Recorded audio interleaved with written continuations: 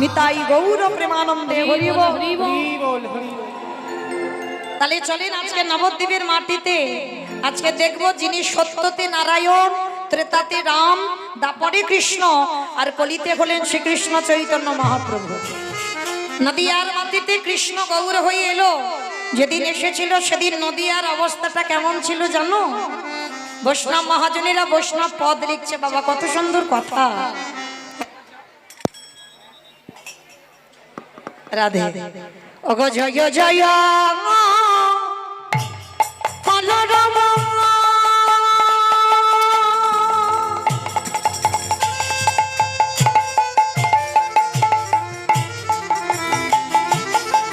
এই নদিয়া না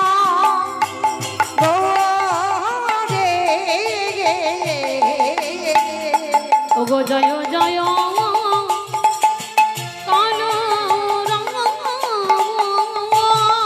আস্তে আমাইরা কলরব মানে কি গো? মারামারি মারামারি। কলরব মানে মারামারি। কলরব মানে কি? হ্যাঁ দেখো একটা আওয়াজ হচ্ছে না, গুনগুন আওয়াজ হচ্ছে না, ওইটাই তো কলরব। মহাপ্রভু বললেন মানে কলরব কথার অর্থ হচ্ছে বাবা চিৎকার চেঁচামেচি গন্ডগোল হইচই, ওগুলো চলতি ভাষায় হচ্ছে, আর গ্রন্থের ভাষায় বলছে কলরব। তো মহাপ্রভু যেদিন নদিয়ায় এলেন সেদিন নাকি বাবা একটা গন্ডগোল হলো, হইচই হলো, কিন্তু মা এখানে যে আওয়াজটা হচ্ছে ওই আওয়াজ নয়, ওই গন্ডগোল নয়, মাত্র তিনটে গন্ডগোল, শঙ্খধ্বনি, উলুধ্বনি, আর যাদের যাদের হাত দুটো এসেছে আর যারা গরমে এসেতে ঘরে রেখে এসেছে তাদের বলবো না। কিমা সবার হাত আছে তো? যাদের আছে কই একবার দেখান। নিতাই গৌর প্রেমানন্দে হরি বল হরি বল। বাহ, তার মানে সবার হাত আছে, কই এবার একটু উলুধ্বনি দিয়ে দেখান। অগো জয় জয় বলরাম উলুধ্বনি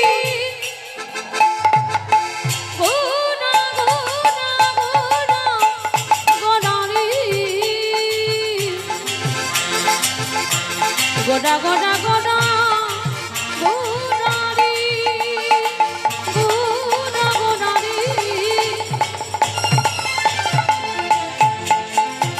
নিতাই গৌর হরি বল।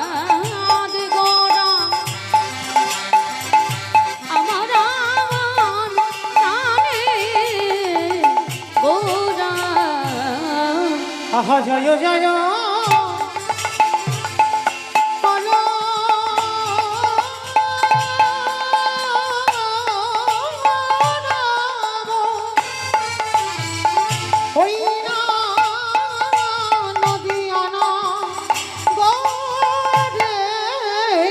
অগো জনমল ভিবি গোডা সচির উদরে উলুধ্বনি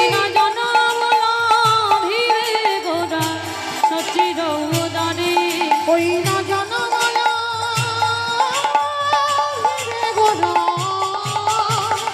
সচির উদরে আমার নদিয়াতে গো ও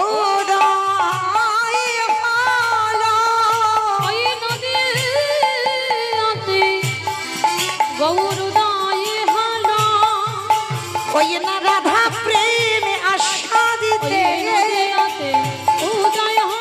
ওই কলির জীবী উদ্ধারিতে মুখে জয় রাধে শ্রী রাধে বলে নিতাই গৌর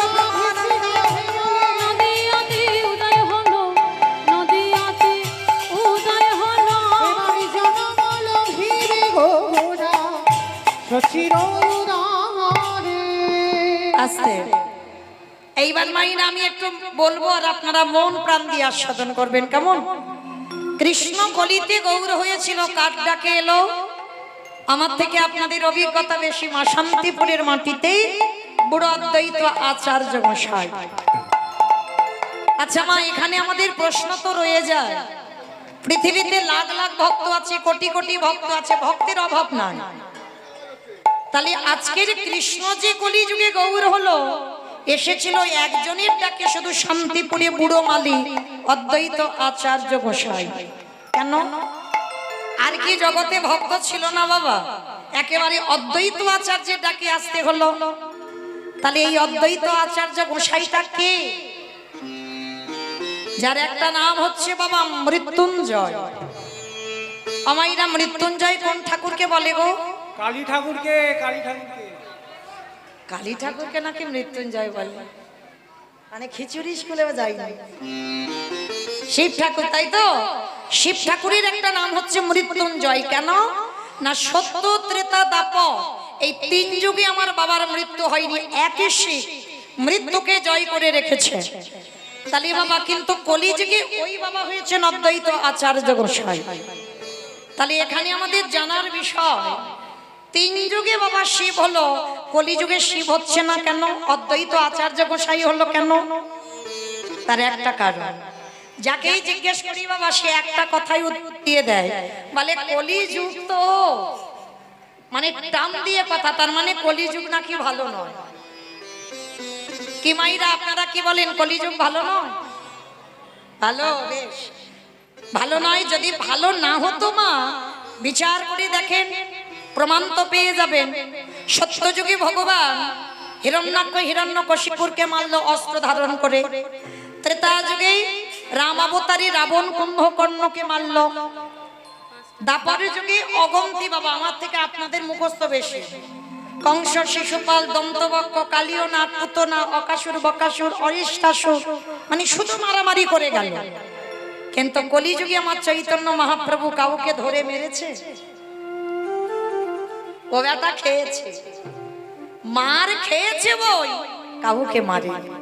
কি গো নিতাই চাঁদ হরি নাম দিতে গেল, কলসির কানা লাগিয়ে একেবারে মাথাটা ফাটিয়ে দিল। তাহলে মার খেলো ভগবানের দাদা, কিন্তু কাউকে মারেনি। কেন? এটা কলিযুগ। মহাপ্রভু বললেন এদের জন্য আমার অস্ত্র ব্যবহার করতে হবে না, এদের জন্য দুটো অস্ত্রই আমার শেষ। কি? এবি অস্ত্র না ধরিব, প্রাণে কারে না মারিব, প্রেম দিয়ে চিত্ত শুদ্ধি করিল সংহার। কলির মানুষ এত শান্ত মানুষ, কলির মানুষ এত ভালো মানুষ, এদের জন্য মারামারি পেটাপেটি খুনোখুনি করতে হবে না, এদের নাম আর প্রেম দিলে এরা উদ্ধার। হরি বল, হরি বল। তাহলে কলি ভালো, কলির ছেলে মেয়েরা খারাপ মা, কিন্তু কলি খারাপ না। কলি যুগ ধন্য যুগ, কোন যুগটাকে ধন্য বলেনি, কিন্তু কলিকে ধন্য বলল। কলির ছেলে মেয়েরা ভুল করে, আর সেই ভুলের দোষ আমার কলির যুগের ঘাড়ে গিয়ে পড়ে।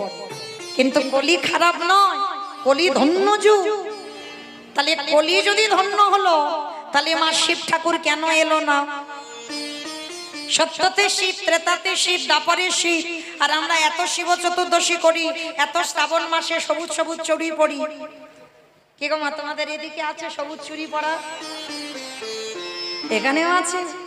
আজও আমার মাথায় ঢুকলো না মা কেন পড়ে। সত্যি পড়ো না? অনেকে পড়ে দেখেছি তো, তাই বলছি আজও মাথায় ঢুকছে না কেন সবুজ চুড়ি পড়ে। তো যাই হোক, আজকের বাবা অনেক অনেক নতুন নতুন নিয়ম হচ্ছে, তো সেই নিয়মে আমরা চলি। তো যাই হোক, আমি পড়তে বারণ করলাম না, পরে তাই একটু মুখের দাঁড়িয়ে এলো তাই একটু বললাম। কিন্তু আজকে এই পরম বৈষ্ণব বাবা ভোলানাথ কলিযুগে শিব কেন হলো না, এই কেনর কথা জানতে গেলে আমাদের সবাইকে মা একটু যেতে হবে মহাভারত। এই মহাভারতে যুধিষ্ঠির মহারাজ করেছিল রাজস্বয় যজ্ঞ। এই রাজস্বয় যজ্ঞে ভগবান কৃষ্ণ নিজে দাঁড়িয়ে সবাইকে দায়িত্ব দিয়েছিল। আর যুধিষ্ঠির মহারাজ বলেছিল, কৃষ্ণ, ও কৃষ্ণ, তুমি তো সবাইকে দায়িত্ব দিয়ে দিচ্ছ, তুমি নিজে কোনো দায়িত্ব নেবে না? ভগবান একটু মুচকি হেসে বলেছিল, কে বলেছে আমি দায়িত্ব নেব না? সবাই একটা করে কাজ করবে। আর জানো, আমি আমার জন্য আলাদা করে দুটো দায়িত্ব রেখে দিয়েছি। সে কি? সবাই একটা, তুমি দুটো। কি দুটো কাজ করবে কৃষ্ণ? মানে জানো দাদা, এই যজ্ঞে যত ভক্ত আসবে, এই যজ্ঞে যত সাধুগুরু ব্রাহ্মণ বৈষ্ণব আসবে, আমি কৃষ্ণ দয়াময় হয়ে সবার প্রথমে আমার কর্ম হবে, আমি নিজের হাতে তাদের চরণ যুগল ধৌত করে দেব। নিতাই গৌর হরি বল। হরি বল হরি বল হরি বল। আমার প্রথম কাজ হবে ভক্তদের চরণ ধোয়া। এই জায়গাটা মা খুব মন দিয়ে শুনবেন। অচৈতন্য জীবের চেতনার জন্য নাম নিয়েছেন চৈতন্য। এই কীর্তন কেন? কাউকে জ্ঞান দেওয়ার জন্য আমি আসিনি বাবা। এইটা যেন আপনারা কেউ ভুল বুঝবেন না যে মৌমিতা জ্ঞান দিতে এসেছে, না। আপনাদের চরণে আমি অনেক কনিষ্ঠা, অনেক ছোট। আপনারা জানেন সংসারের ঝামেলায় পড়ে বাবা আমরা সবাই ভুলে যাই। মনে করাবার জন্য কীর্তন, মনে করাবার জন্য, জ্ঞান দেওয়ার জন্য নয়, মনে করাবার জন্য কীর্তন। তাহলে আজকে এই যে ভগবান কৃষ্ণ রাজস্বী যজ্ঞে পা ধোবাবে, আচ্ছা বলেন তো মা, ভগবান পা ধোবার দায়িত্বটা কেন নিল? যুগ ধর্ম প্রবর্তক নাম সংকীর্তন, চারি ভাব ভক্তি দিয়া না চাই ভুবন। আপনি ভক্ত ভাব করি অঙ্গীকার, আপনি না করলে ধর্মজীবের শেখানো না যায়, আপনি আচরি ধর্মজীবের শেখায়। এই তো সিদ্ধান্ত গীতা ভাগবতে গায়। এই মতো কলিকালে প্রথম সন্ধ্যায় অবতীর্ণ হলেন কৃষ্ণ আপনি নদিয়া। নিতাই গৌর হরি বল হরি বল হরি বল। তাহলে বাবা এই শ্লোকে কি বুঝলাম? নিজে ভক্ত হয়ে এসেছে ভগবান, কিন্তু ভগবান হয়ে আসেনি। নিজে ভক্ত ভাব নিয়ে এসেছে। শুধু ভক্ত ভাব নয়, নিজে আচরণ করে সমাজকে শেখাচ্ছে, ওরে কলির জীব তোরা আমাকে দেখে সে। তাই তো রাজস্বী যজ্ঞে বাবা পা ধোয়ার দায়িত্ব। কি গো মাইরা, যে ভগবান বিশ্বের শ্রেষ্ঠ মালিক, যার কোনো কিছু অভাব নাই, যে মনে করলে একটা সেকেন্ডে পৃথিবীটাকে লয় প্রলয় করে দিতে পারে, যে মনে করলে মরা গাছে ফুল ফোটাতে পারে, শুকনো গাঙে উজান পাওয়াতে পারে, যে মনে করলে মরা দেহে প্রাণও দিতে পারে, সেই ভগবান আজকের যুধিষ্ঠির যজ্ঞে পা ধোবাচ্ছে কেন? ভেবে দেখেছেন একবার? ভগবান নিজে কর্ম করে আপনাদের আমাদের চৈতন্য দিচ্ছেন। ওরে কলির জি তোদেরও চরণ ধরে বলে যায়, দুবারে যদি সাধুগুরু বৈষ্ণব আসে সবার আগে পা ধোবার ব্যবস্থাটা করিস। আমরা এইগুলো আর মানতে চাই না বাবা, বিশ্বাস করি না এগুলো। কেন জানো? যত সিনেমা সিরিয়াল দেখে আর তাদের মতো আচরণ আমাদের হয়ে যায়। কিন্তু না গো মা, না, এগুলো পুরানো সংস্কার। আমার ঠাকুমাদের দেখতাম বাড়িতে যদি গুরুজন আসতো, এলেই বাবা আগে পা ধোয়াতো, তারপরে বসতে জায়গা, তারপরে সেবা। কিন্তু আমাদের মতো মেয়েরা ভুলে গেছে, আমাদের মনে নেই। তো আমি অধম কীর্তনিয়া বাবা চরণ ধরে বলে যাই, মা যদি এই অধম কীর্তনিয়ার কথা কারণ মনে থাকে, বাড়িতে যদি গুরুজন আসে, বাড়িতে যদি সাধুগুরু বৈষ্ণব আসে, চেষ্টা করো সবার আগে তাদের দুটো চরণ যুগলে একটু ধৌত করে দিতে। অনেক মায়েরা প্রশ্ন করতে পারেন, মৌমিতা সাধুগুরু বৈষ্ণব তো ঠিক পেয়ে উঠি না, আর বছরান্তর গুরুদেব যে পাবো, গুরুদেব তো দেহ রেখেছেন, তাহলে কি করব? তাদের জন্য ভগবান ব্যবস্থা করে রেখেছে।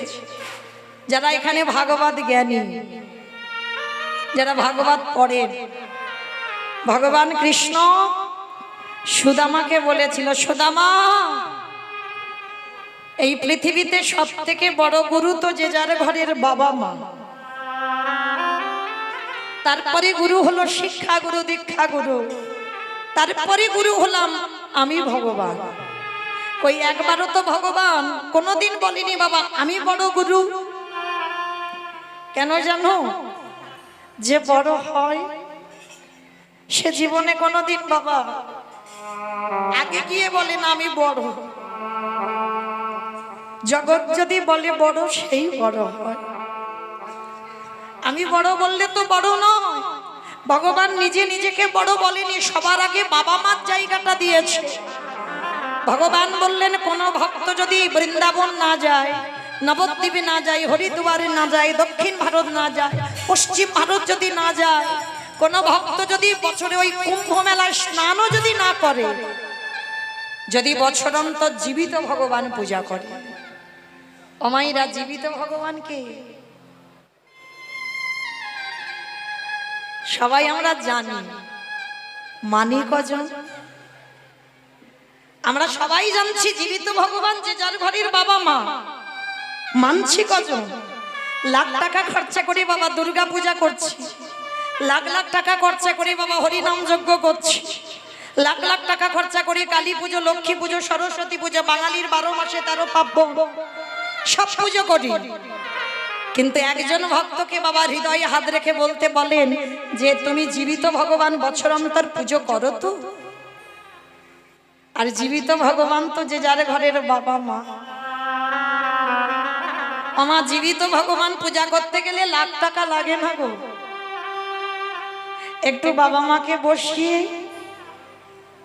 একটু চেয়ারে বসাও বা আসনে বসাও, বাবা মার দুটো চরণ ধৌত করে দাও। শুধু ধৌত নয়, বাবা মার গলায় একটু মালা পরিয়ে দিও, চরণে একটু ফুল দিয়ে বৎসরে একবার, আমি রোজ রোজ বলে যাচ্ছি না, বৎসরে একবার একটু যত্ন করে বাবা মাকে একটু হাতে তুলে খাইয়ে দিও। ভগবান বলছে কোন ভক্তের চরিত্র যদি এমন হয়, আমি ভগবান সে যদি সারাদিন আমায় ডাকতে ভুলে যায়, সে যদি আমার কাছে আসতেও ভুলে যায়, আমি সারা জীবন সেই ভক্তের চরণের দাস হয়ে যাব। বুঝি ভক্তে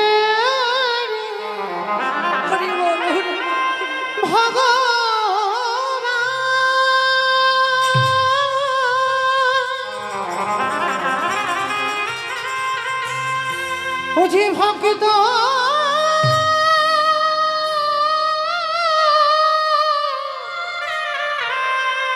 ভক্ত ছাড়া কিছু জানে না,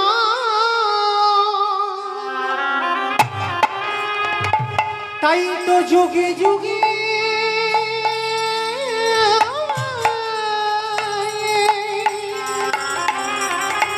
বুঝি ভক্তের কাছে ছুটে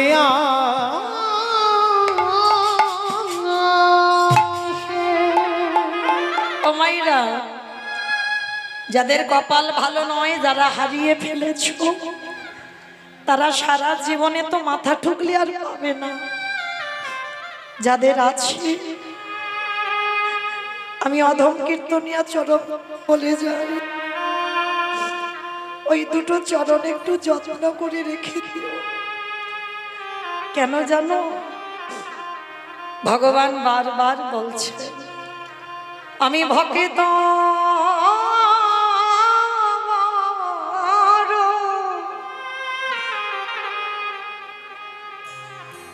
ভক্ত বড় ভালো,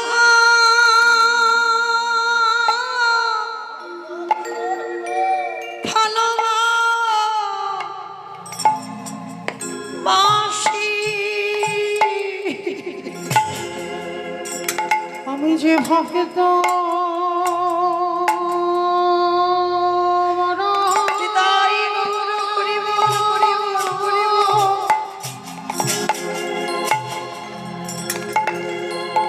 ভক্ত বড় ভালো,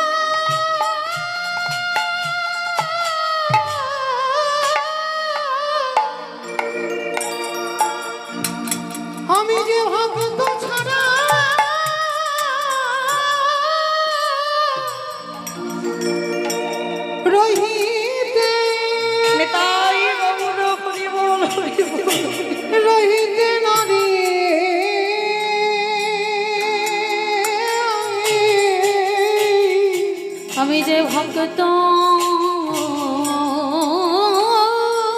বড়, ভক্ত বড় ভালো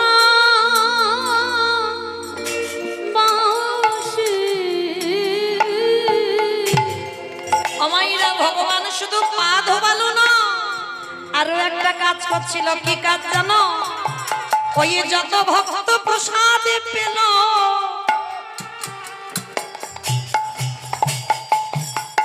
আমার ভগবান ওই প্রসাদের পাতাগুলো নর্দমায় ফেলে দিল।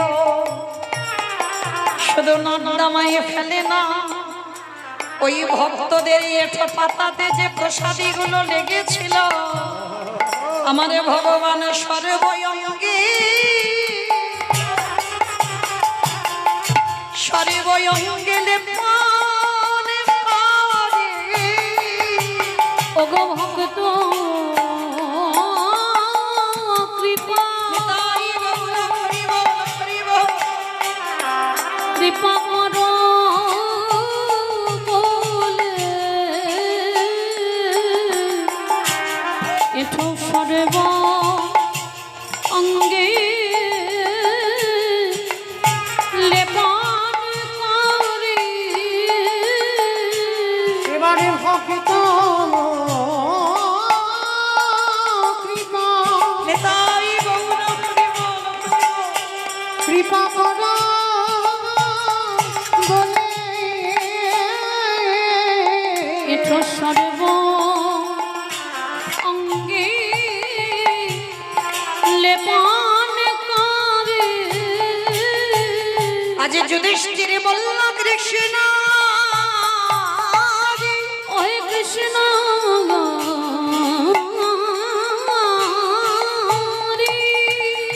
ওই ভক্তদের চরণ ধোবালি মেনে নেওয়া যায়, ভক্তদের এত পাতা নর্দমায় ফেললি মেনে নেওয়া যায়, কিন্তু কৃষ্ণ রে ভক্তদের এই এঠোগুলো নিয়ে তুই অঙ্গে মাগলি কেন?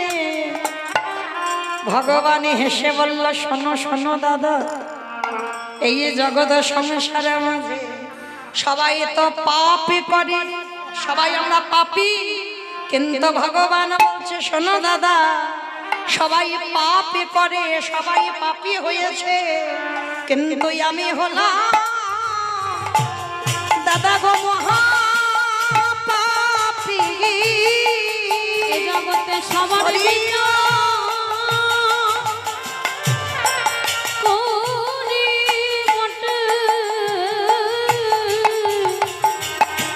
কিন্তু আমি হলাম দাদা মহাপাপী। আসলে ভগবান যেই না বলেছে আমি মহাপাপী, যুধিষ্ঠির মহারাজ সঙ্গে সঙ্গে প্রশ্ন করছে, আচ্ছা কৃষ্ণ তুমি নিজেকে মহাপাপী বলছো কেন?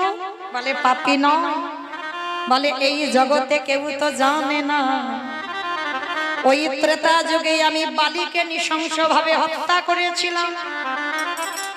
শুধু বালি নয়, আমি নিজের হাতে রাবণ রাজাকে বধ করেছিলাম।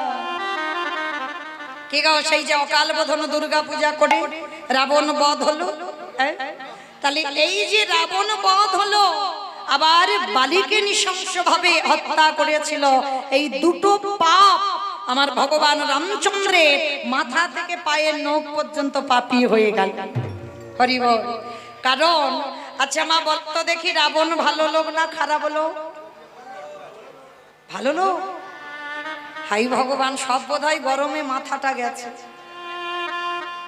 হ্যাঁ গো, রাবণ ভালো লোক হলো কি করে?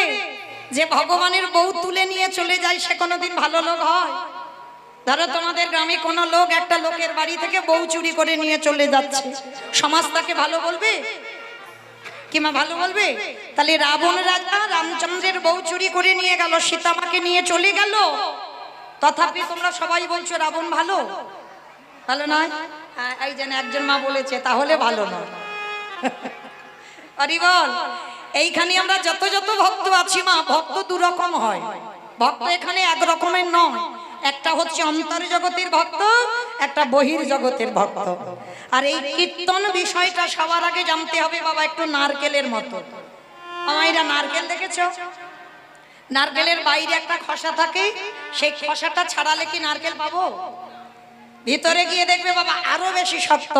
শক্তটাকে ভাঙতে হবে, সাদা রঙের শাঁসটা সে টেনে ছাড়াতে হবে। যদি দাঁত থাকে তাহলে ভালো, আর দাঁত যদি না থাকে তাহলে আস্বাদন করতে পারবে পারবে না। তাহলে কীর্তন বিষয়টা ঠিক ওই রকম, মানে উপর থেকে কীর্তন শুনলে হবে না বাবা, তলিয়ে ভাবার নাম তত্ত্ব, ভিতরে গিয়ে কীর্তন শুনতে হবে।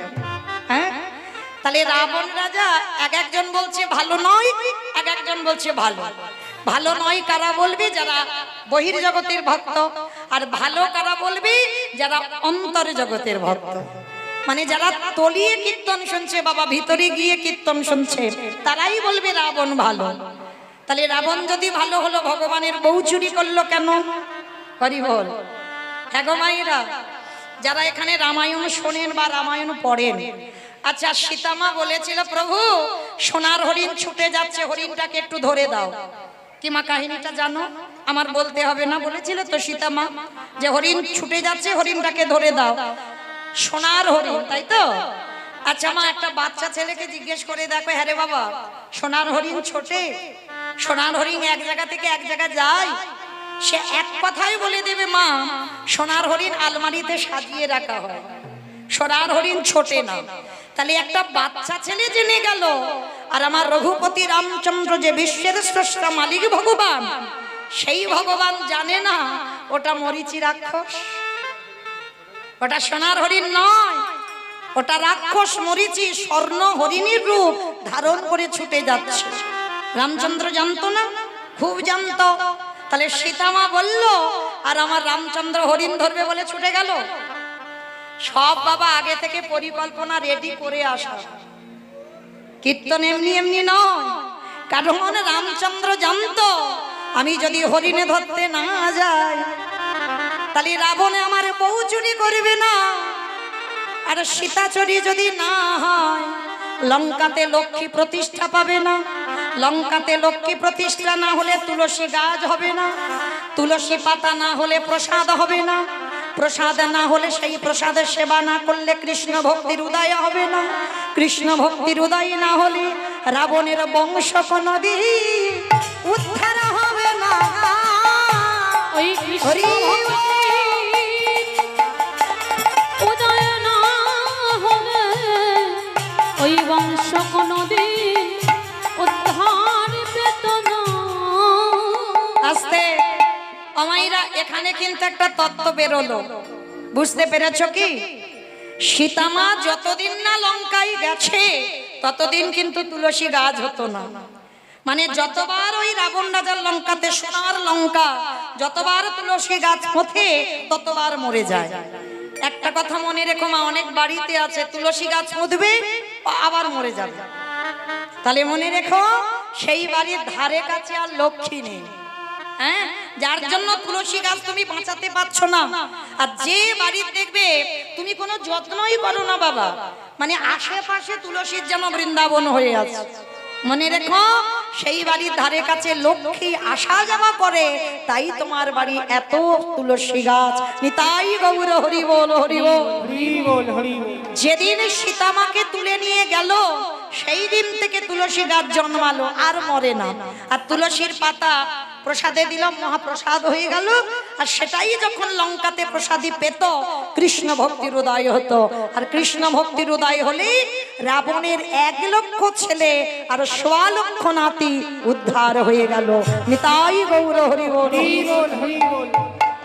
তালি মাইরা রাবণ বউ চুরি করলো কেন?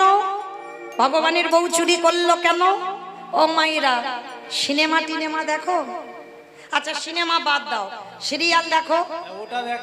এটা দেখো, আমি বারণ করছি না, সব দরকার। কীর্তনও শুনতে হবে, সিরিয়ালও দেখতে হবে, সব করতে হবে। সব কীর্তনিয়ারা বারণ করে, আমি বারণ করি না, সব চাই। তাহলে মা, তাহলে যারা যারা সিরিয়াল দেখো, আচ্ছা সিরিয়ালে শুধু নায়ক নায়িকা থাকলে জমজমাট হবে? ভিলেনের দরকার। খলনায়ক ভিলেন হলে কি হবে? মারামারি হবে, কাটাকাটি হবে, খুনোখুনি হবে, তাই তো? আর যত মারামারি কাটাকাটি হবে বাবা, সিরিয়ালটা যেন জমে উঠবে, মানে একটা টান টান উত্তেজনা হবে না? আচ্ছা মা বলো তো, যখন কিছুতে ভিলেন নায়ককে জব্দ করতে না পারে, মানে কিছুতেই নায়ককে মারতে পারছে না, মানে যতই চক্রান্ত করে নায়ক কোথা থেকে বেঁচে যায়, শেষ পদ্ধতিটা কি নেয় বলো তো? কি নেয়? হ্যাঁ, নায়িকা, নায়িকাকে তুলে নিয়ে চলে যায়।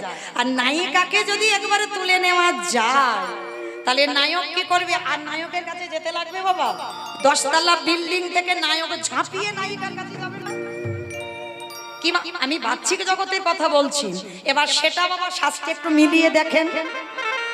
আমার রামে যদি নায়ক হয়, আর সীতা মা যদি নায়িকা হয়, রাবণও যদি ভিলেন হয়, রামকে জব্দ করতে পারে না। এইবারে নায়িকা রূপী সীতামাকে তুলে নিয়ে গেছে, আর সীতামাকে নিয়ে যাওয়া মানে আর কি বাবা, রামের কাছে যেতে হবে। কি গো, গরু বাছুর নিয়ে তুমি মাঠে বাঁধতে গেছো, সারাদিন গরু ঘাস খাচ্ছে, আর এত ঘাস খাচ্ছে বাবা, সে গরু আর সন্ধ্যেবেলা বাড়ি আসে না, মালিক গিয়ে দড়ি ধরে টানাটানি করে, সে গরু আর ফেরাতে পারছে না।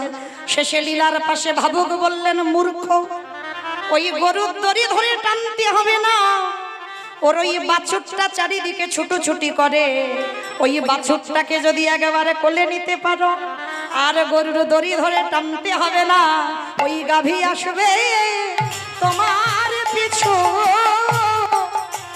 ওই বাছুরের কোলে করলে গাভী আসবে তোমার পিছু। আস্তে, তাহলে মায়েরা তত্ত্বটা কি বুঝলাম? সীতামাকে চুরি করলো না, চেরিরা অশোক কাননে রেখে সীতামাকে মারলো। শুধু মারলো না, কত জ্বালা যন্ত্রণা দিয়েছে সীতামাকে। আর সীতামা যত হারামা হারামা বলে কাঁদে, আর কি আমার নায়ক রূপী রাম থাকিতে পারবে? একেবারে সমুদ্র সাগর পার করে আসবে সোনার লঙ্কা। রাবণ কত বড় ভক্ত জানো? মন্দোদরীকে বলছে, মন্দোদরী মানে প্রধান স্ত্রী, পঞ্চসতীর 1 সতী। অগ মন্দোদরী, যেদিনই আমার রামে আসিলে সোনার লঙ্কা, যদি আমার রাজ্যে সেদিনে খরা দেখা দেয়, বলো বলো কি দিয়েছ গো, আমি তারে ধোবাই। আমার প্রভু রাম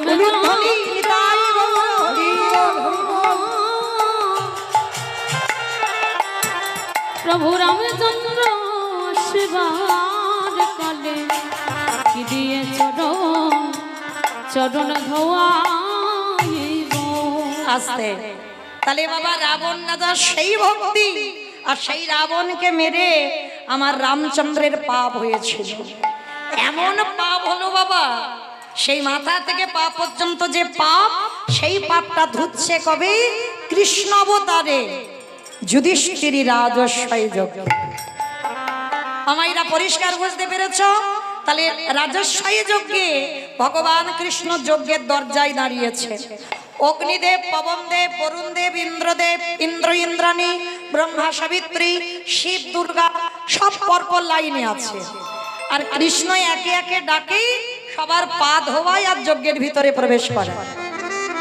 এমন সময় জগৎ জননী মা দুর্গা ডাকছে বাবা ভোলানাথকে, প্রাণনাথ, ও প্রাণনাথ, এখনো তুমি নীরবে দাঁড়িয়ে আছো, চলো কৃষ্ণ পা ধোবাবে, পা দুটো ধৌত করে নিয়ে চলো।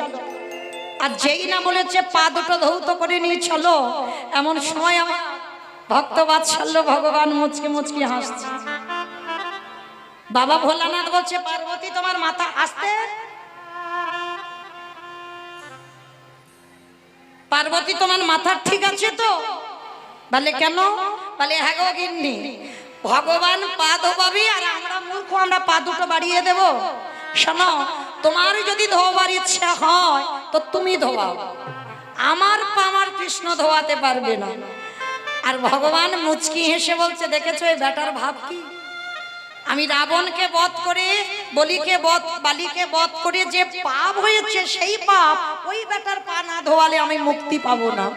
যার জন্য আমার যজ্ঞের এই দায়িত্বটা নেওয়া। আর ও বেটা কি করছে? পাশ কাটিয়ে চলে যাচ্ছে, বলে দেখাচ্ছি মজা তোমার দ্বারা। এইবার ভগবান কি করেছে? সবার পা ধোয়াচ্ছে, আর বাবা ভোলানাথ মা প্যান্ডেলের বাইরে চলে গেছে। আর প্যান্ডেলের ও মা, তোমাদের এই পীরপুরের প্যান্ডেল নয়, হাতিশালা পীরপুরের প্যান্ডেল নয়, রাজশাহী যজ্ঞের প্যান্ডেলের বাইরে গেছে। আর বাইরে গিয়ে মনে মনে চিন্তা করছে, কৃষ্ণের চোখে ধুলো দিয়ে যজ্ঞে ঢুকবো। আমাইরা কৃষ্ণের চোখে ধুলো দেওয়া যায়? আমার চোখে দেওয়া যায়? এই যে এত ভক্ত, একদিকে ঘুরছি তো একদিকে কম বেশি হচ্ছে, কি হচ্ছে তো। আর পিছনে রানা তো খুব রেগে যাচ্ছে, মানে এদিকে একদম গোলা হচ্ছে না। তাহলে মাইরা একটু 19-20 হবে, হ্যাঁ, কিন্তু আমার চোখে ধুলো দেওয়া যায়। কে কীর্তন শুনছে, কে কীর্তন শুনছে না, কে গরমে হাঁসফাঁস করছে, কে পাখার বাতাস খাচ্ছে, আবার কে ভর সন্ধ্যেবেলা।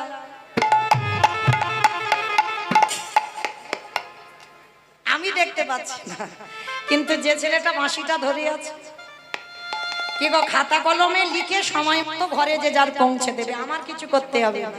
হ্যাঁ, তা আজকের ভগবান কি করেছে? হেঁট হয়ে পা ধোয়াচ্ছে, আর বাবা ভোলানাথ প্যান্ডেলের বাইরে চলে গেছে। আর প্যান্ডেলের বাইরে গিয়ে ভোলানাথ মনে মনে চিন্তা করছে, কৃষ্ণের চোখে ধুলো দেব, কি করে দেব, কি করে দেব, কি করে দেব। হয়েছে। বাবা কি করেছে? ভাবতে ভাবতে দুম করে একটা কুকুর হয়ে। বাবা, জগতে যত পশু পাখি আছে, কুকুরের থেকে প্রভু ভক্ত আর কেউ হবে না। কুকুর হয়েছে, আর কুকুর হয়ে মনে মনে চিন্তা করলো, কৃষ্ণের পায়ের তলাক থেকে গলে ভিতরে চলে যাবে। আর বাবা ভোলানাথ কুকুর রূপটা ধারণ করে পিছন থেকে গুটি গুটি পায়ে আসছে। আর ভগবান কি করছে? বাবা হেঁট হয়ে পা ধোয়াচ্ছে। লক্ষ্যটা কিন্তু ভোলানাথের দিকে আছে, তার তো চোখ চারদিকে ঘুরে ঘুরে বেড়াচ্ছে। আর বাবা ভোলানাথ পিছন থেকে এসে সবে মাথাটাকে কৃষ্ণের পায়ের তলায়, আর যেই না কুকুর রূপী ভোলানাথ পায়ের তলায় মাথাটা দিয়েছে, সঙ্গে সঙ্গে আমার ভগবান ওই দুটো হাঁটু নিয়ে কুকুরের কানের কাছে, এইবার দেখ কেমন লাগে। আর যেই না কানের কাছে চেপে ধরেছে, কুকুর কি করবে? কেউ কেউ করবে না, বারবার বলছে, কৃষ্ণ ছেড়ে দে, কৃষ্ণ ছেড়ে দে, কৃষ্ণ ছেড়ে। বলে ছাড়বো বলে ধরি নাই। হে বৈষ্ণব গোসাই, ও হে বৈষ্ণব গোসাই, তোমার মতো বৈষ্ণবীর দুটো চরণ ধোয়ালে বোধহয় আমার জীবনে কম হতো। ওই জন্য তুমি আমার জন্য আরো এক্সট্রা দুটো জুড়ে দিয়েছো। কি গো, ভগবান চালাক নয়, ভক্ত চালাক, ঠিক কথা। ভগবান নত হয়ে যাই বলে ভক্তের থেকে দ্বিগুণ চালাক আমার ভগবান। কিন্তু ভক্তের মান বাড়াবার জন্য ভগবান একটু নত হয়ে থাকে। বলছে, হে বৈষ্ণব, আমি সেই যে বালিকে আর রাবণকে বধ করে যে পাপটা করেছি, সেই পাপ মুক্তি পাবো তোমার মতো বৈষ্ণবীর দুটো চরণ ধোয়ালে। কিন্তু তুমি ভেবেছো দুটো চরণ ধোয়ালে কম হবে, ওই জন্য আমার জন্য আরো এক্সট্রা দুটো জুড়েছো। আমার বুঝতে পেরেছো? শিব ঠাকুরের কটা পা? দুটো পা। আর কুকুরের কটা পা? পাঁচটা পা না, 4টে পা, তাই তো? তাহলে কুকুরের 4টে পা। ভগবান বলছে, হে বৈষ্ণব, তোমার মতো বৈষ্ণবীর দুটো পা ধোয়ালে কম হতো, তাই তো এক্সট্রা দুটো জুড়েছ। এবারে দাও দাও চরণ তুমি বাড়াইয়ে দাও। বলে ও হে বৈষ্ণব গোসাই, দাও দাও চরণ বাড়াই দাও। বলি আরে তো চরণ ছাড়ব না কে, রাঙা চরণে যখন হৃদয় ধরেছে। হে বৈষ্ণবী আরে তো চরণ ছাড়ব না, রাঙা চরণে যখন হৃদয় ধরেছে। বলি দাও দাও তব পদ ধুলা দাও, রাঙা চরণে যখন হৃদয় ধরেছে। যেন চরণ ছাড়া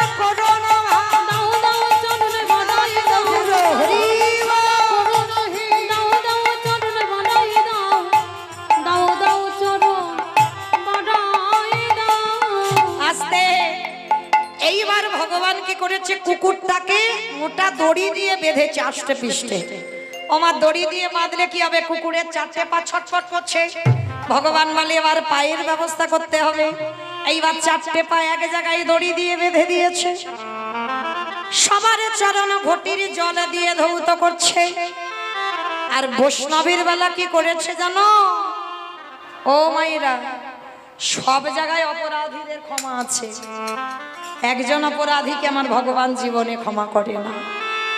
বৈষ্ণবে দাঁড়িতে যদি ক্ষুদ্র অপরাধ মহা মহা ভজনেতে পড়ে যায়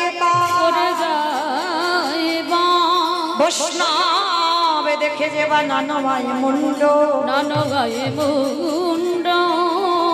তার মুন্ড পড়ে যায় নরকের কুণ্ড। বৈষ্ণবী অপরাধে করে যেবা গঙ্গা স্নানে যায় পতিত পাবনী গঙ্গা তারে দেখে দূরে সরে যায়।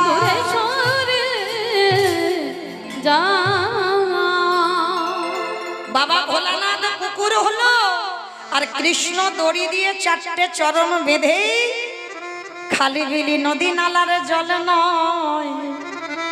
তাহলে অমাইরা আমরা করি কৃষ্ণ পূজা, আর আমার কৃষ্ণ কার পূজা করে?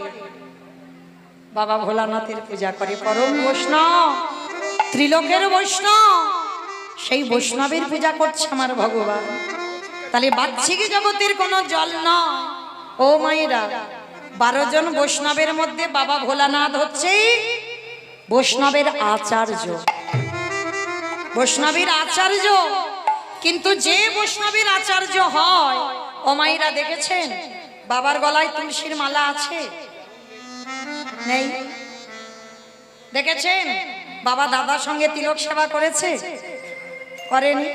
তাহলে বৈষ্ণবীর আমাদের প্রধান তো দুটো, তিলক সেবা, গলায় তুলসীর মালা, কিন্তু বাবার ওই দুটোই নেই। তাহলে কি করে বৈষ্ণবের আচার্য হলো? মনে রাখতে হবে একটা কথা, বাবা সাজতে সবাই পারে। সবাইকে একবার বলো একটু গলায় মালা পরে দেখাও, করতে পারবে। তিলক সেবা করে দেখাও, করে দেখাতে পারবে। এগুলো আভরণ। বাবা ভোলানাথ আভরণে বৈষ্ণব নয়, বাবা ভোলানাথের ভিতর বৈষ্ণব।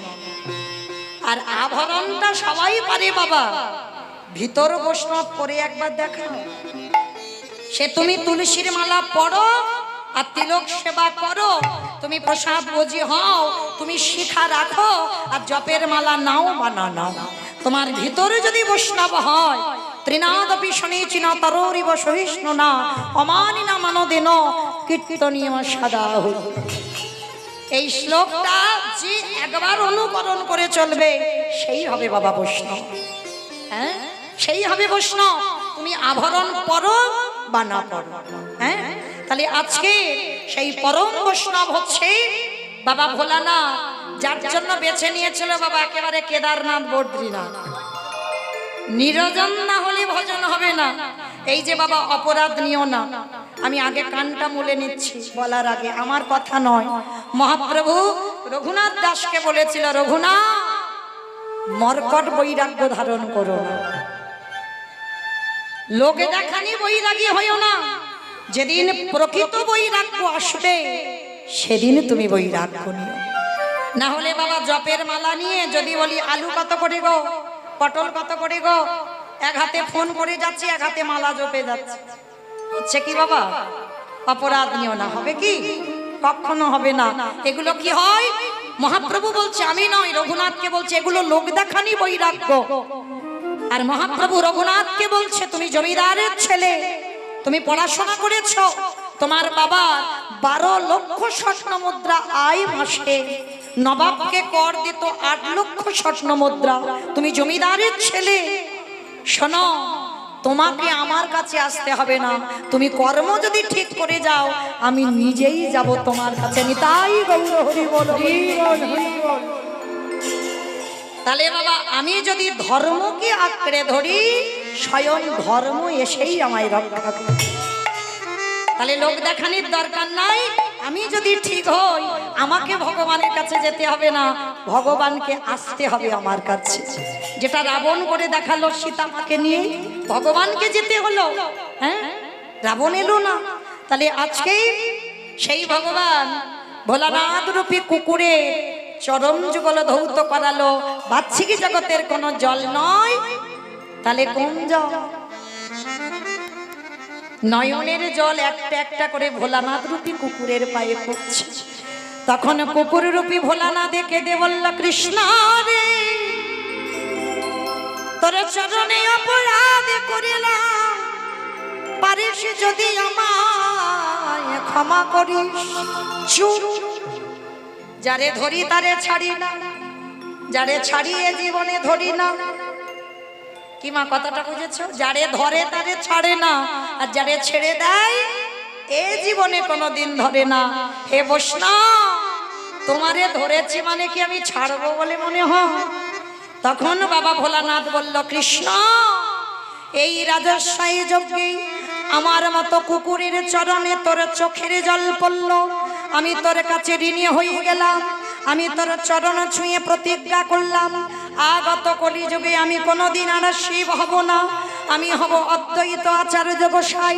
তুই আমার কৃষ্ণ হবি না, তুই হবি আমার নদী আর নিমাই চাঁদ। আমি 12 বৎসর তুলসীবাসী আহ্বান করব, তোর থেকে 52 বছরের বড় হব। যেদিন শান্তিপুর থেকে নদীয়ায় যাব, তোর আর আমার দুজনের মুখোমুখি হবে। এই যে রাজস্বায়ী যজ্ঞে তোর চোখের জল আমার চরণে পড়ল, তোর কাছে ঋণী হয়ে গেলাম। এই ঋণ আমি শোধ করব। কলিযুগে যেদিন তুই গৌর হবি, আমি অদ্বৈত হব। যেদিনে প্রথম সাক্ষাৎ হবে, ওরে এমনি করে চরণ আমি ধোয়াইব। যেদিন নদী নিমাই হবি, এমনি করে চরণ ধোয়াইব। আমি কেঁদে ঋণ শোধ করিব। আমি এই প্রতিজ্ঞা করে রাখলাম, তোর চরণ ছুঁয়ে আমি প্রতিজ্ঞা করলাম। যেদিন কেঁদে ঋণ শোধ করব। এই প্রতিজ্ঞা নিতাই গৌর হরি বল। এই প্রতিজ্ঞা করে নদীয়াতে নিমাই হবি, আমি এমনি করে চরণ ধোয়াইব। আস্তে অমাইরা, তাহলে বোঝা গেল আজকের কিসের জন্য মা আমাদের প্রশ্নটা কি ছিল? সত্যতে শিব, ত্রেতাতে শিব, দ্বাপরে শিব, কলিতে শিব নয়, হয়েছে অদ্বৈত আচার্য গোসাই। আর এইটুকু জানতে গিয়ে একটু রামায়ণ আর মহাভারতে যেতে হলো। আজকে সেই গৌর হরি নবদ্বীপের মাটিতে দাঁড়িয়ে আজকে কি করছে জানো?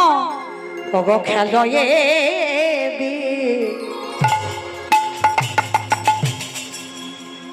বিনোদ খেলা,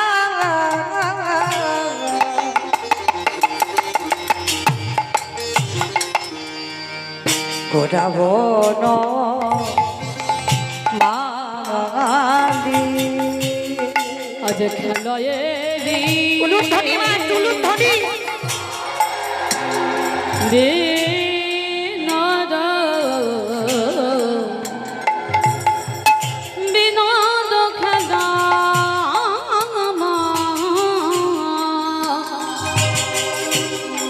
গোড়াবন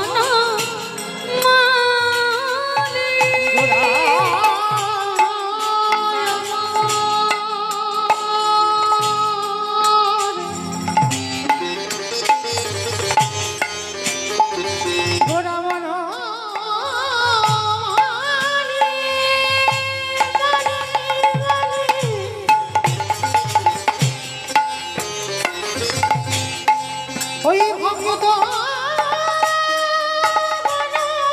শান্তি করি সুরধ্বনির তীরবনি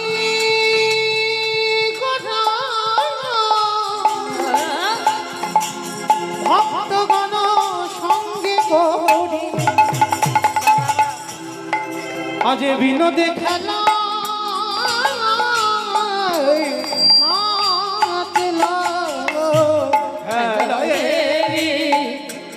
বিনোদ খেলা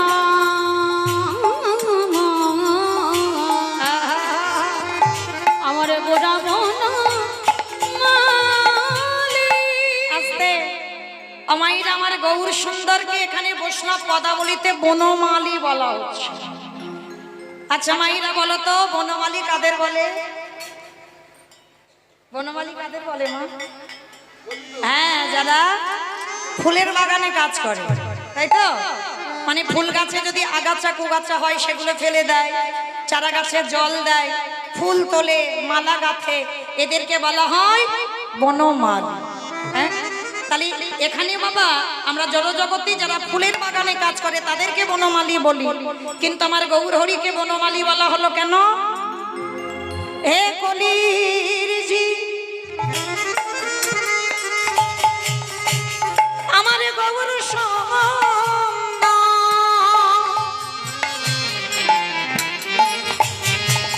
আমার গৌর সুন্দরকে বনমালী কেন বলে? বাহ্যিক জগতের মালি যদি জগতে আসে, ওই ফুলের চারা গাছে আগাছা কুগাছা ছিটে দেয়। আরে আমার গোরা বনমালী এসে এই কলির জ্ঞান অন্ধজি, এই সবার দেহ বাগানে এই কামনা বাসনা আগাছা কুগাছা আছে, সেইগুলোকে ছিটে দিতে হবে। তাহলে কি দিয়ে ছিটবে? বাহ্যিক জগতের মালি অস্ত্র দিয়ে ছিটে দেয়।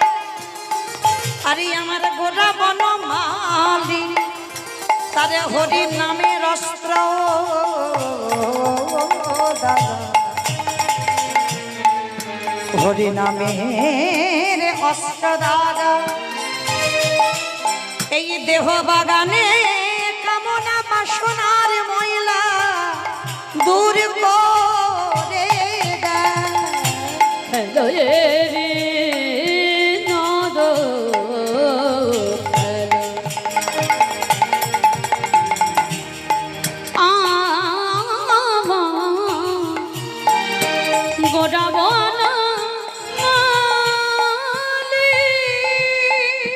অগ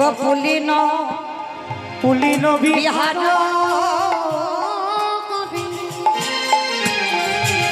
দেখো ভক্ত মণ্ডলী, আজ পুলিন বিহার করে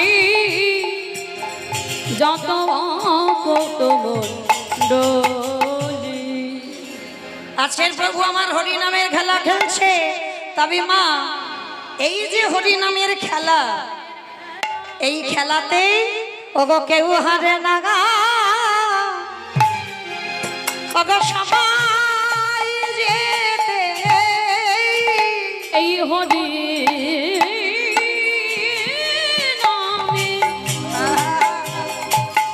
নামের আনন্দেতে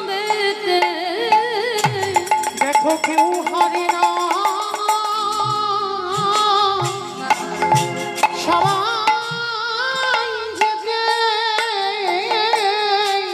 মাইরা এই হরি নামের খেলায় কেউ হেরে যায় না, সবাই জিতে যায়। প্রতিটা খেলায়, কবাডি খেলা, ফুটবল খেলা, ক্রিকেট খেলা সব হার জিত আছে, কিন্তু এই খেলায় হার জিত নাই, সবাই জিতে যায়। আর এই খেলায় একটা বিশেষত্ব আছে। কি বিশেষত্ব জানো? ওগো পিতা ধরে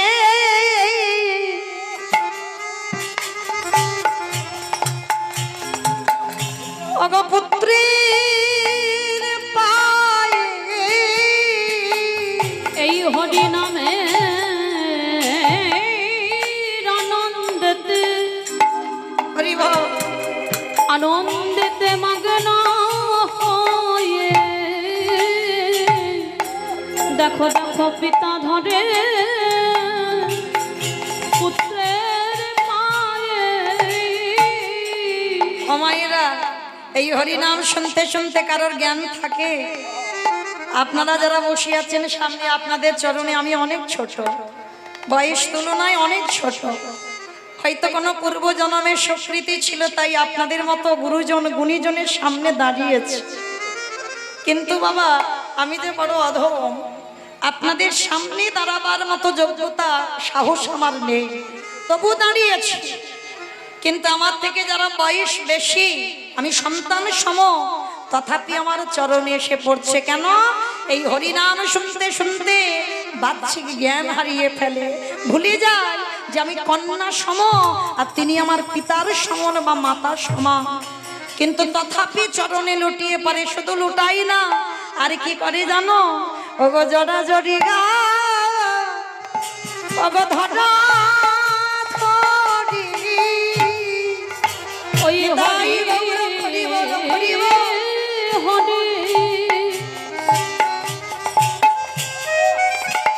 বলে হরি হরি করে ধরা ধরিয়া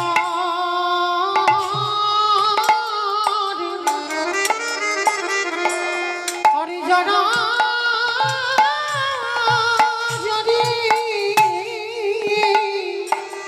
আজকের গৌর হরি আমার ভক্তদের নিয়ে বাবা হরি নামের খেলা খেলছে। তবে বাবা যে হরি নামের খেলা ছিল, সেই হরি নামের খেলাটা কেমন জানো? শোনো, বৃন্দাবনের খেলা ছিল মাঠে দৌড়া দৌড়ে, বৃন্দাবনের খেলা ছিল মাঠে দৌড়া দৌড়ে, বৃন্দাবনের খেলা ছিল মাঠে দৌড়া দৌড়ি। বৃন্দাবনের খেলা ছিল মাঠে দৌড়া দৌড়ি। ওগো কলি যুগে কে গো মা, বৃন্দাবনে তো দৌড়া দৌড়ি খেলা করেছিল, কলি যুগে কি খেলা?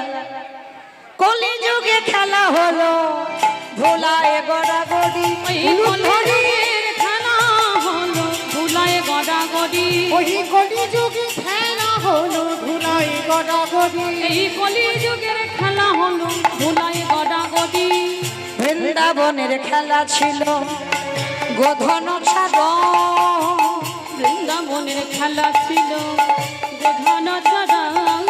বৃন্দাবনের খেলা ছিল গোধন চরণ।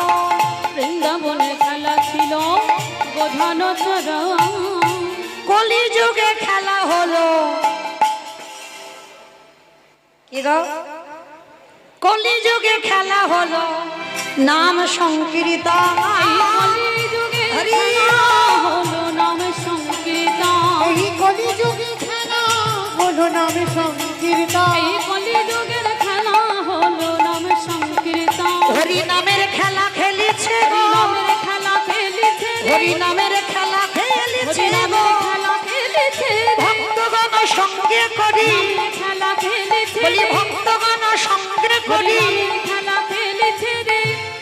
আমাইরা সত্য যুগে চার নারায়ণ হয়ে খেলা করলো, ত্রেতা যুগে সেই চার নারায়ণ চার ভাই হয়ে খেলা করলো, রাম লক্ষ্মণ ভরত শত্রুঘ্ন। আর সেই চার ভাই খেলে সুখ হচ্ছে না রামচন্দ্রের। দাপর যুগে ভগবান একটু খেলোয়াড়ের সংখ্যা বাড়ালো, 12 জন প্রধান 12 জন উপপ্রধান, মানে 24 জন বন্ধু নিয়ে খেলা করলো, তাতেও সুখ হচ্ছে না। এইবার কলিযুগে ভগবান বললেন আর মাপামাপি নয়, আর গোনাগাঁথি নয়। কি গো মায়েরা, এখানে আমার কমিটি দাদারা যদি বলে দিত যে 100 জন লোক ছাড়া আর কেউ এখানে ঢুকতে পারবে না, আর কীর্তন শোনা যাবে না বাবা, তাহলে কি সুখ হতো? কীর্তনিয়া সুখ কখন পাই জানো? যদি প্রকৃত ভক্ত সঙ্গ হয়। হ্যাঁ, কারণ এটা কলিযুগে কীর্তন, কারণ একা একা কীর্তন হবে না বাবা, অল্প ভক্তে কীর্তন হয় না। যত বেশি ভক্ত হবে কীর্তনে সুখ হবে তত বেশি। তাই তো মহাপ্রভু এই কলিযুগে মানে গোনাগাথি না, মানে একেবারে অগন্তি, মানে যত, মানে আমার মনে হয় এখানে যদি জায়গা বেশি হতো মানে আরো বোধহয় ভক্ত বেড়ে যেত, তাই না? তাহলে এত এইটুকু জায়গায় যদি এত ভক্ত দাঁড়িয়ে আছে আবার বসে আছে আবার এই গরমে, তাহলে এতে আনন্দ হচ্ছে। এটাই গৌর হরির হরি নাম সংকীর্তন। মানে জাতি ধর্ম, কে নারী কে পুরুষ আছে মা, ভেদাভেদ আছে, সব একাকার। দেখেন, জানি না আপনাদের এদিকে হয় কিনা, তবে আমার ডায়মন্ড হারবার এলাকায় হয়। যদি যাত্রা নাটক ফাংশন হয় না, তো মাঝখান থেকে বাঁশ বেঁধে দেওয়া হয়, একদিকে নারী একদিকে পুরুষ। কিন্তু কীর্তনে হয় না। কীর্তনে নারী পুরুষ একাকার। কারণ যখন মীরাবাই সনাতন গোস্বামীর কাছে গেছিল বাবা দেখা করবে বলে, সনাতন প্রভুকে গিয়ে জিজ্ঞেস করছে তার ভক্তরা যারা ছিল, এই যে তুমি গিয়ে একটু খবর দাও তোমাদের প্রভুকে, আমি মীরা এসেছি, একটু দেখা করতে চাই। তা সনাতন প্রভু শোনা মাত্র বলেছিল, দাঁড়াও দাঁড়াও দাঁড়াও, তুমি গিয়ে ওই নারীকে বলো আমি কোনোদিন নারী বদন দেখি না। কে বলছে? ষোড় গোস্বামীর বড় গোস্বামী সনাতন গোস্বামী, যে আমি নারী বদন দেখি না। মীরাবাইকে যেই না কথাটা বলা, মীরা তো ভজন সাধিকা, হ্যাঁ, তার ভজন দিয়ে ভগবানকে কিনে নিয়েছে, তার ভজনে ভগবান বিক্রি হয়ে গেছে। তো সেই মীরা বলেছিল, এই যে তোমাদের ওই প্রভুকে গিয়ে জিজ্ঞেস করো তিনি আবার পুরুষ হলেন কবে। পুরুষ আমার একজন, অনাদিরাদি গোবিন্দ, আর দ্বিতীয় কোনো পুরুষ নয়। আমি মীরা মনে করি জগতে সবাই প্রকৃতি, সবাই নারী, আর পুরুষ আমার একজন, সে হল আমার গিরিধর। নিতাই গৌর প্রেমানন্দে হরি বল হরি বল। আর সব সময় মনে রাখবেন মা, আমার দাদা ভাই বাবা ঠাকুরদের বলে যায়, এটা আমার কথা নয়, মীরাবাইয়ের কথা। মীরাবাই বলছে ভজন সাধিকা, আসনে বসতে গেলে, ভগবানের সেবা পূজা করতে গেলে সব সময় মনে রাখতে হবে আমি বৃন্দাবনের একজন ব্রজগোপী। সেবা করতে গেলে ব্রজগোপী আনুগত্যে সেবা করতে হবে বাবা। যত যত মানে মহাজনেরা পেয়েছেন গৌর গোবিন্দ চরণ, সবাই কিন্তু গোপী ভাবে পেয়েছেন। তুমি যদি আসনে বসে বলো যে আমি পুরুষ, ভগবানের কাছে পৌঁছাতে অনেক টাইম লাগবে, কিন্তু ভগবানের আসনে বসে বলো আমি বৃন্দাবনের একজন ব্রজঙ্গনা, সেই আনুগত্যে যদি তুমি ভজন করো তাহলে তোমার কৃপা হয়ে যাবে। তাহলে এখানে যারা আমরা আছি কেউ পুরুষ নয়, সবাই প্রকৃতি, এই ভেবেই কিন্তু কীর্তন শুনতে হবে। সবাই মনে করবে আমরা গোপী, আমরা নারী জাতি, আর একজন এখানে পুরুষ দাঁড়িয়ে আছে, যিনি হচ্ছেন অনাদিরাদি গোবিন্দ। নিতাই গৌর প্রেমানন্দে হরি বল। দেখতে দেখতে হঠাৎ বাবা পূর্ব দিকের সূর্য পশ্চিম দিকে ঢলে পড়েছে, আর যেই না পশ্চিম দিকে ঢলে পড়ল, সঙ্গে সঙ্গে ভাই অবসান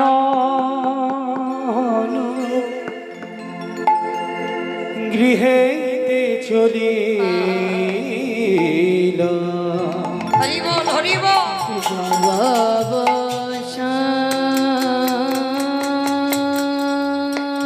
আর ভবনে মেলা নাই, এবার ঘরে যেতে হবে।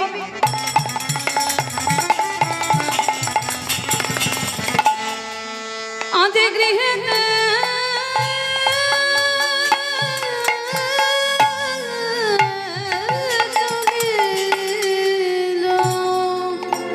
জননী আজ মায়ের কাছে গিয়ে প্রণাম।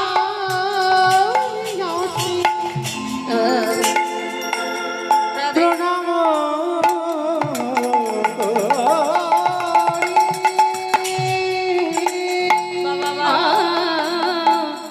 জননী চরণে আসি, প্রাণ গোরগমা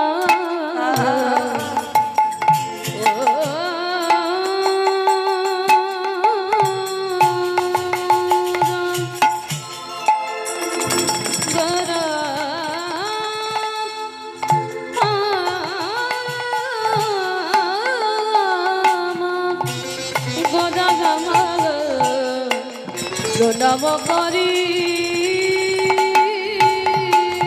জননী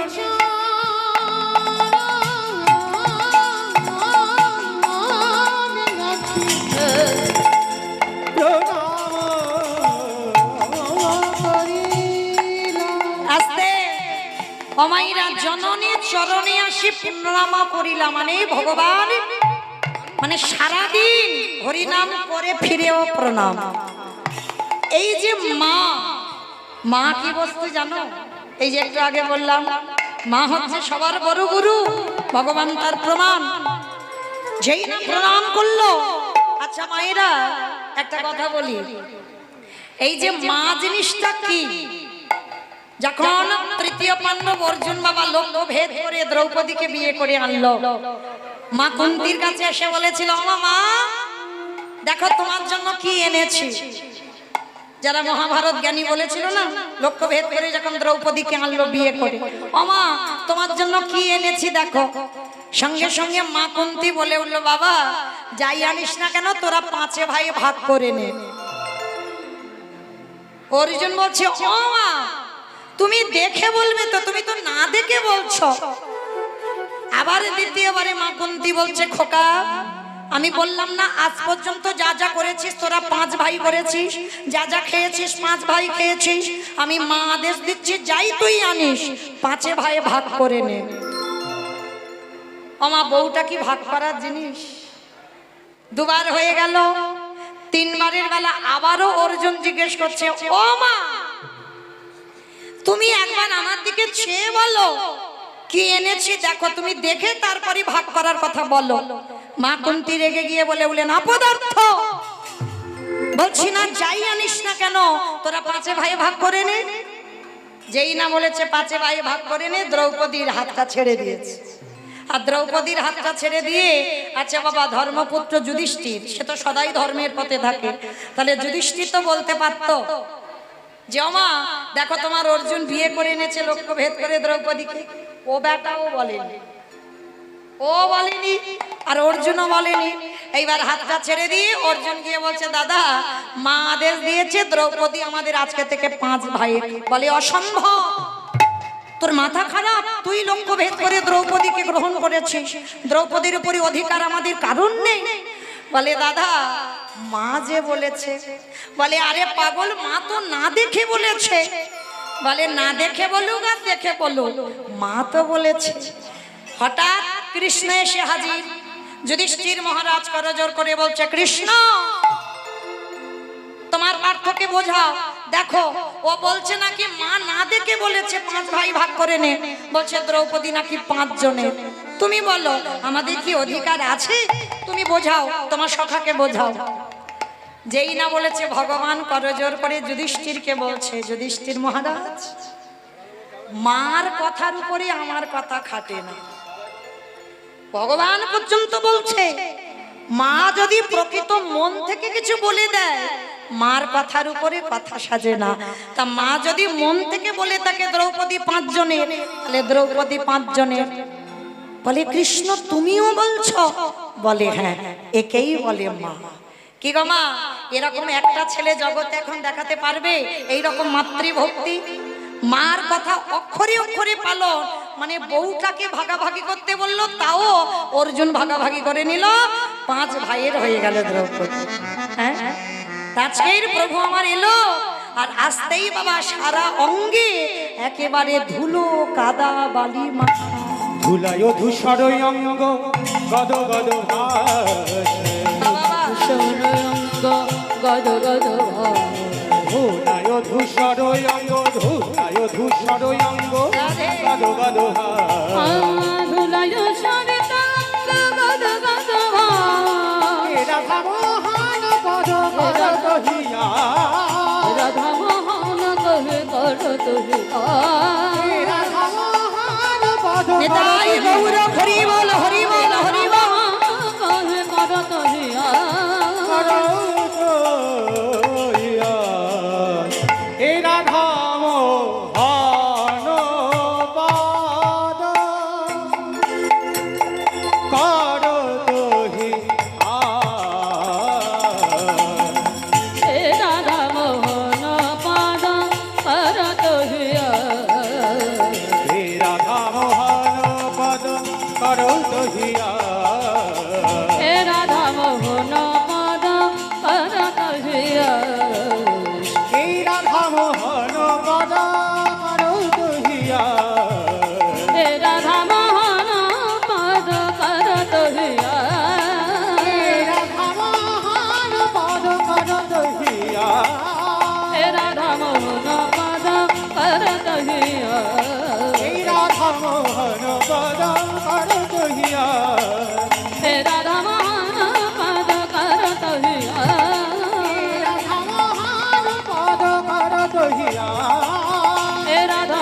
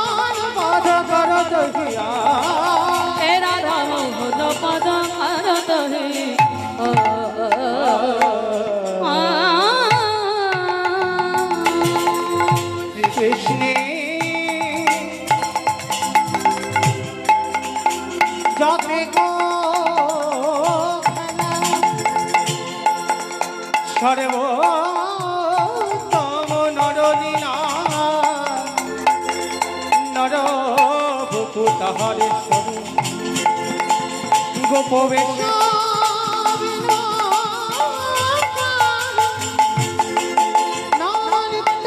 কৈশ্বরে নটমা নটলীলা তাহারে সেই বৃন্দাবন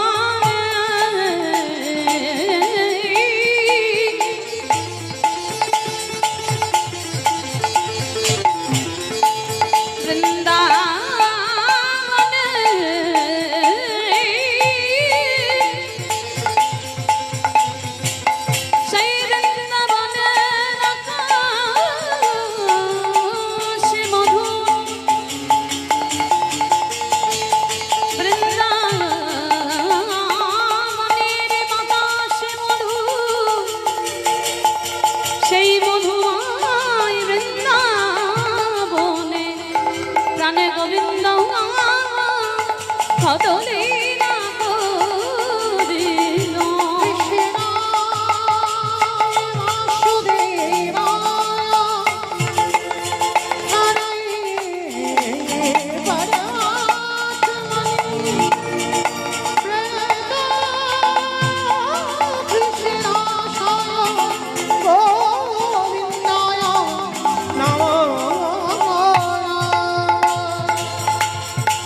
हे कृष्ण करुणा सिंधु दीनबंधु जगत्नाथ गोपेशा गोपीकांत राधाकांत नमोस्तुते মুকামরতি ভাদানা পঙ্গুলঙ্ঘায়তে গিরিয়ম यदि कृपाहि तमांग वन्दे परमानंद माधव। वन्दे नन्द ब्रजसेन पादरेणुमभीक्ष या संहरि कथत गीतं गीतं प्रणति भवनतया वन्दे नन्द व्रज श्रीराम पादरेणुमभीक्ष्णशा या संहरि कथक गीतं प्रणति भवनतया। नन्द व्रज